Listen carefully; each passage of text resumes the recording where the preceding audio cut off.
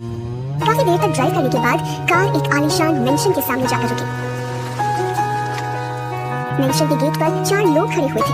ऐसा लग रहा था जैसे वो किसी का इंतजार कर रहे हो। नायरा को कार से उतारकर अंदर ले जाया गया। जैसे ही वो लोग लिविंग रूम में पहुंचे, एक गमदार आवाज गूंजी, तुम्हारा काम खत्म, अब तुम लोग जा सकते हो। बॉडीगार्ड्स ओके सर बोलकर वहां से चले गए। मेंशन का मेन गेट बाहर से बंद कर दिया गया। भला नायरा इस आवाज को कैसे नहीं पहचान गई? वो आर्यन था। नायरा ने देखा कि वो सीढ़ियों से नीचे आ रहा है, लेकिन उसकी नजर नायरा पर ही टिकी हुई थी। नायरा चिढ़कर बोली, ये क्या था? मुझे किडनैप करके लाने की क्या जरूरत थी? मुझे फोन करके भी तो बुला सकते थे ना। आर्यन उसके पास आकर बोला, मेरे पास इतना पेशेंस नहीं है। नायरा बोली, क्या मतलब?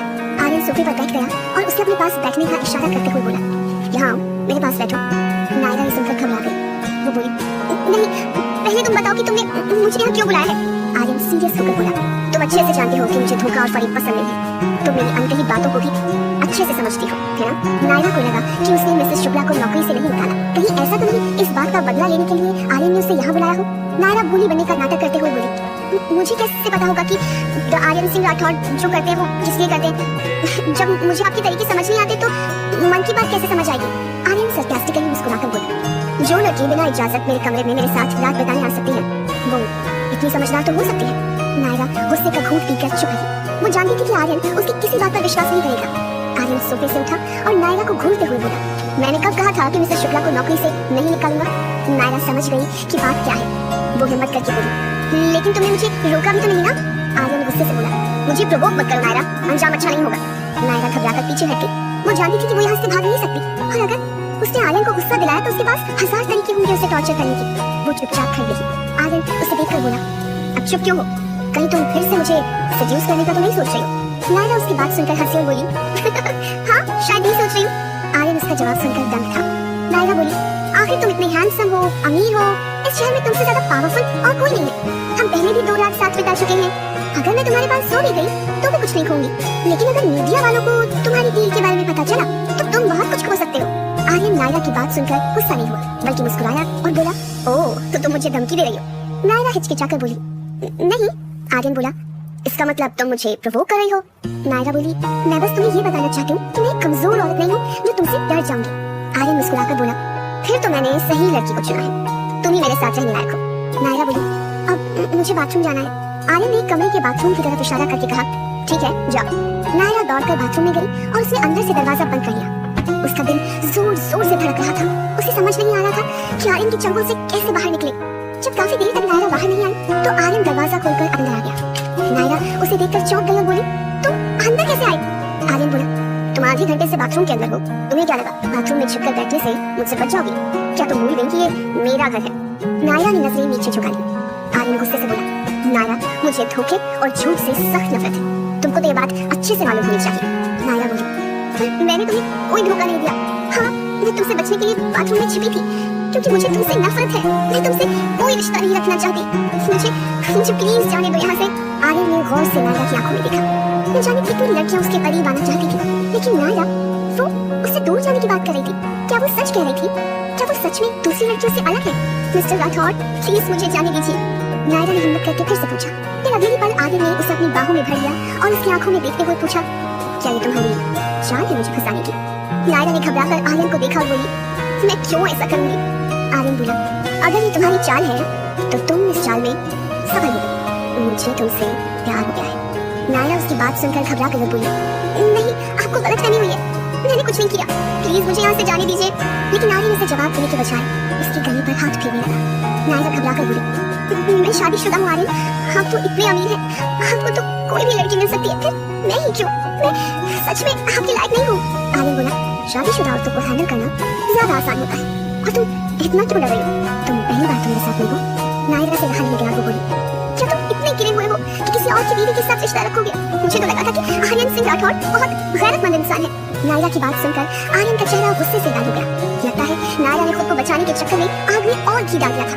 आर्यन ने उसे कस के बाहों में जकड़ लिया और बोला, तुम मुझे बेवकूफ नहीं बना सकती। आर्यन का गुस्सा देखकर नायरा का चेहरा पीला पड़ गया और वो घबरा कर बोली, नहीं मिस्टर राठौड़, आप गलत समझ रहे हैं, मैं आपको बेवकूफ नहीं बना रही, मैं सच कह रही हूँ। आर्यन बोला, झूठ बोल रही हो तुम चाहती हो कि मैं हिम्मत के लिए तुम्हें छोड़ दूं? शायद तुम भूल रही हो कि तुम्हारे पति ने अपने फायदे के लिए तुम्हें मेरे पास भेजा था।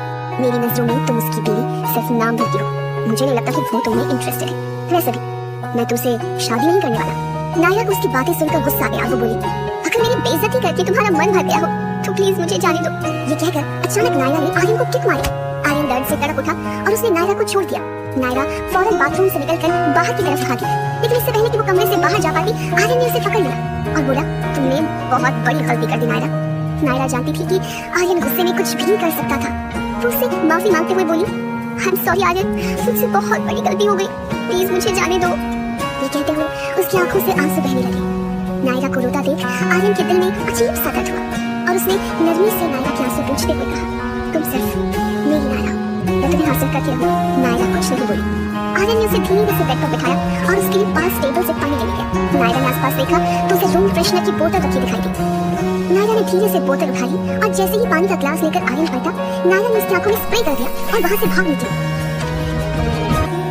नायरा सीधे गेट से बाहर निकल गई। किस्मत से उसे गेट पर खड़ी गाड़ी ने रोका लिया। जब वो आर्यन के घर से बहुत दूर आ गई तब जाकर उसने थोड़ी सांस ली। वो भागते भागते थक गई थी। थोड़ी देर बाद वो टैक्सी में बैठ गई। ड्राइवर ने पूछा, कहाँ जाना मैडम, कहाँ जाए? तो उसके पास तो कोई जगह भी नहीं है। हार कर आखिर नायरा ने वापस हेमंत के घर जाने का सोचा। उसने ड्राइवर को उसके घर का एड्रेस बताया। मजबूरी में उसे वापस हेमंत के घर जाना पड़ रहा था और वो इस बात से बिल्कुल खुश नहीं थी। दूसरी तरफ आर्यन बाथरूम से अपना मुंह धोकर निकला। उसकी आंखों में अभी भी दर्द हो रहा था। नायरा की इतनी हिम्मत, उसने आखिर अपना रंग दिखा दिया। आर्यन का चेहरा गुस्से से लाल हो रहा था। उसने अपना फोन निकालकर प्रिंसिपल को फोन किया और बोला, प्रिंसिपल चक्रवर्ती, मिस्टर राठौड़। प्रिंसिपल चक्रवर्ती की आवाज हैरानी और रिस्पेक्ट से भरी हुई थी। उन्होंने पूछा, कहिए मिस्टर राठौड़, आपने मुझे कैसे याद किया? आर्यन अथॉरिटी से बोला, मैं कल मिसेस शुक्ला और नायरा मेहरा की क्लास देखना चाहता हूँ। क्या मतलब सर? मैं कुछ समझा नहीं। प्रिंसिपल चक्रवर्ती ने हैरानी से पूछा। आर्यन गुस्से से बोला, मतलब अगर मुझे उनकी टीचिंग पसंद नहीं आई तो उन्हें उसी वक्त स्कूल छोड़कर जाना होगा। प्रिंसिपल चक्रवर्ती आर्यन को गुस्से से सुनकर घबरा गए और बोले, बिल्कुल ठीक है सर, मैं अभी उन दोनों को फोन करके बता देता हूँ। इसके बाद आर्यन ने फोन रख दिया और नायरा के बारे में सोचने लगा। उसे पता ही नहीं चला कि वो कब नायरा को याद करके मुस्कुरा रहा था। दूसरी तरफ नायरा भी वापस हेमंत के घर पहुंच गई थी।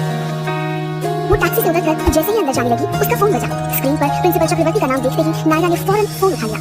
सर, कोई काम था क्या? प्रिंसिपल चक्रवर्ती बोले, नायरा मिस्टर राठौड़ कल सुबह तुम्हारी और मिसेस शुक्ला की क्लास देखना चाहते हैं, तुम उसकी तैयारी करके आना। नायरा उनकी बात सुनकर हैरान थी। वो बोली, अब इसका क्या मतलब है सर? प्रिंसिपल चक्रवर्ती बोले, अगर मिस्टर राठौड़ को तुम्हारी टीचिंग स्टाइल पसंद आई तो तुम सेफ हो, वरना तुम्हें नौकरी छोड़कर जाना होगा। ये कहकर उन्होंने फोन रख दिया। नायरा काफी देर तक शॉक में वहीं खड़ी रही। आर्यन को तो मैं जानती हूँ, उसने जानबूझकर किया है। खैर, उससे किस बात का डर? वो तो एक अच्छी टीचर थी, उसकी क्लास के बच्चे भी उसे पसंद करते थे, वो जरूर ये हैंडल कर लेगी। नायरा ने गहरी सांस भरी और हेमंत के घर का दरवाजा खोला।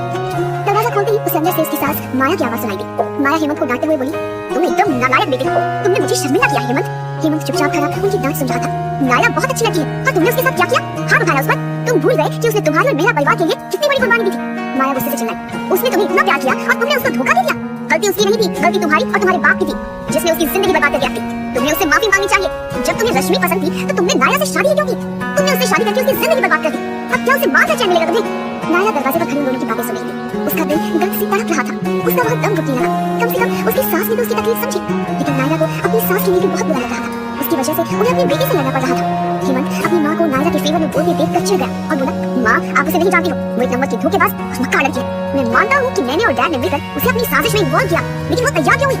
वो चाहती तो मना कर सकती थी ना, लेकिन नहीं, वो कैरेक्टरलेस थी, इसलिए हमारी बात मान गई। वो हमारी शादी से पहले आर्यन के साथ रात भी बिताकर आ गई और वापस आकर ऐसे बिहेव कर रही थी जैसे कोई बड़ी बात ना हुई हो। बस इसीलिए मैं उससे इतना गुस्सा हूँ। माया गहरी सांस भरकर बोली, ये सारा प्लान तो तुम्हारा ही था। हेमंत बोली, माँ, आप ही बताओ, अगर किसी अच्छे कैरेक्टर की लड़की के साथ ऐसा होता तो वो अगले ही दिन खुदकुशी कर लेती या ऐश की जिंदगी जीती ऐसे? नायरा से रहा नहीं गया। वो गुस्से से चिल्लाई, तो तुम क्यों नहीं खुदकुशी कर लेते? क्या तुमने किसी पति को देखा है जिसने पैसों के लिए अपनी बीवी को किसी और के साथ चला गया हो? जब माया और हेमंत ने नायरा को गुस्से में देखा तो दोनों दंग रह गए। माया उसे देखकर खुशी से बोली, फाइनली तुम वापस आ गए नायरा, ये सब मेरी गलती है। मुझे उस रश्मि के बारे में बहुत देर से पता चला। आज मैंने उसे इस घर से बाहर निकाल दिया। तुम प्लीज हेमंत को माफ कर दो। ये सब पूरे मेरा परिवार की गलती है जो तुम्हें भुगतनी पड़ रही है। नायरा कुछ नहीं बोली। वो जानती थी कि हेमंत और रश्मि को अपने किए पर कोई पछतावा नहीं है, वरना वो थोड़ी देर पहले उन दोनों को साथ ही देखती। ऊपर से उसे अपनी नौकरी की चिंता हो रही थी। हेमंत अपनी माँ की बात सुनकर गुस्सा हो गया, बोला, माँ, ये आप क्या कह रही हैं? नायरा अच्छी लड़की नहीं है, आपको उसकी चालबाजी क्यों नहीं दिखाई दे रही है? नायरा अपनी सास के सामने हेमंत से लड़ना नहीं चाहती थी, इसलिए उसने हेमंत को पलटकर कोई जवाब नहीं दिया। नायरा ने गहरी सांस भरकर अपनी सास से पूछा, माँ, आप यहाँ क्यों आई हैं? माया रोते हुए बोली, मैं यहाँ तुमसे मिलने आई थी, मुझे तुम्हारी बहुत चिंता हो रही थी। मैं तुमसे विनती करती हूँ नायरा, प्लीज मेरे हेमंत को डिवोर्स मत दो। नायरा माया की बात सुनकर हिचकिचाई और बोली, माँ प्लीज ऐसी चीज मत मांगो जो मैं न दे पाऊँ। माया नायरा का हाथ अपने हाथ में लेकर बोली, नायरा, मैं सच कह रही हूँ, मैं नहीं चाहती कि तुम दोनों का डिवोर्स हो। इस जंग में हेमंत को तुमसे अच्छी लड़की नहीं मिलेगी। नायरा ने फौरन अपना हाथ छुड़ा लिया और बोली, नहीं माँ, आप ये मुमकिन नहीं है, मैं हेमंत के साथ अब कोई रिश्ता नहीं रखना चाहती, मैं ये घर छोड़कर जा रही हूँ। नायरा मन ही मन जानती थी कि हेमंत और उसका रिश्ता अब कभी ठीक नहीं हो सकता। हालांकि वो उसे इतनी आसानी से डिवोर्स भी नहीं देगा, क्योंकि ऐसा करने से मीडिया वालों को उसकी बीवी के बारे में पता चल सकता है। नायरा माया को दुखी नहीं देख सकती थी, लेकिन उसके पास और कोई चारा भी नहीं था। उसकी सास की नजर में वो हेमंत के लिए सबसे अच्छी जीवन साथी थी। कम से कम वो उनकी नजर में बेगुनाह तो थी, लेकिन अब उसे हेमंत की कोई परवाह नहीं थी। जिस दिन हेमंत ने अपने फायदे के लिए उसे आर्यन के पास भेजा था, बस उसी दिन उसके दिल से हेमंत के लिए सारी फीलिंग्स, सारा प्यार और सारे इमोशंस खत्म हो गए थे। अब उसके दिल में हेमंत के लिए कुछ भी एहसास नहीं थे। अब वो बस उसके चंगुल से आजाद होना चाहती थी। माया नायरा से बोली, ऐसा मत करो नायरा, तुम दोनों का रिश्ता ठीक क्यों नहीं हो सकता? मैंने अभी हेमंत को अच्छी तरह समझा दिया है, वो समझ जाएगा, बस तुम उसे थोड़ा वक्त दो प्लीज। नायरा गहरी सांस भरकर बोली, माँ इसकी कोई जरूरत नहीं है, मैं अब हेमंत के साथ ही रहना चाहती। नायरा की बात सुनकर माया की आंखों में आंसू आ गए और वो बोली, नायरा मैंने तुम्हें अपनी बेटी माना है, क्या तुम अपनी माँ की बात नहीं मान सकती? फिर वो नायरा का हाथ पकड़कर बोली, प्लीज हेमंत को एक और मौका दो, एक बार नए सिरे से अपना रिश्ता शुरू करो। मुझे तुम पर पूरा भरोसा है कि तुम इस रिश्ते को संभाल लोगी। क्या तुम मेरे लिए इतना नहीं कर सकती? नायरा माया को गिड़गिड़ाता देखकर बहुत अनकंफर्टेबल महसूस कर रही थी। वो हेमंत से कहीं ज्यादा अपसेट थी। नायरा ने माया का हाथ धीरे से छुड़ाया और बोली, माँ प्लीज मुझे मजबूर मत करो, मैं जहाँ भी जाऊंगी आपको हमेशा याद करूंगी, लेकिन मैं अब हेमंत के साथ नहीं रहना चाहती। अगर हम दोनों इस रिश्ते में जबरदस्ती बंधे रहे तो ना हेमंत खुश रह पाएगा और ना मैं। प्लीज हमें ये रिश्ता खत्म करने दीजिए। माया सुनकर रोने लगी और बोली, नायरा प्लीज बस एक मौका। नायरा बोली, बस माँ अब और नहीं, आप प्लीज ये फैसला हम दोनों को लेने दीजिए, क्योंकि अब मैं और बर्दाश्त नहीं कर सकती।